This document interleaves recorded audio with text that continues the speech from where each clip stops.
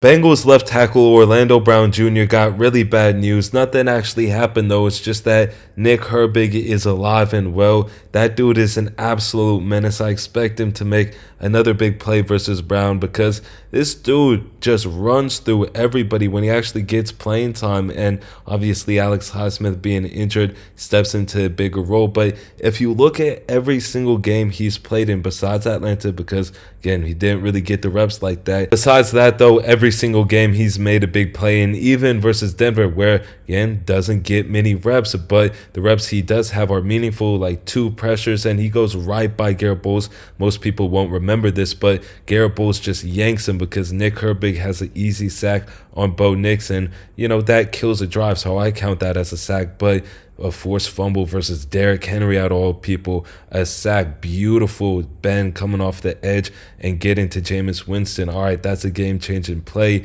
versus the Chargers. He had 2 cruises past an elite tackle in Rashawn Slater versus the Cowboys, gets to Dak Prescott 2 times, forces a fumble and recovers it. But the funny thing is, versus the Cowboys, is him and TJ Watt were both getting there at the same time. So that game, he only got credited for 0.5 sacks. But the impact he makes is massive. And they didn't count the sack that he had versus the Colts, which should have been counted as at least a half a sack because maybe Joe Flacco could have gotten out of that if he's not there. But he got there. It was a crucial play at the end of the game. The Steelers get the ball back. Of course, they choked. But Nick Herbig is a big-time player. This dude's only 23 years old, turned 23 versus the Browns.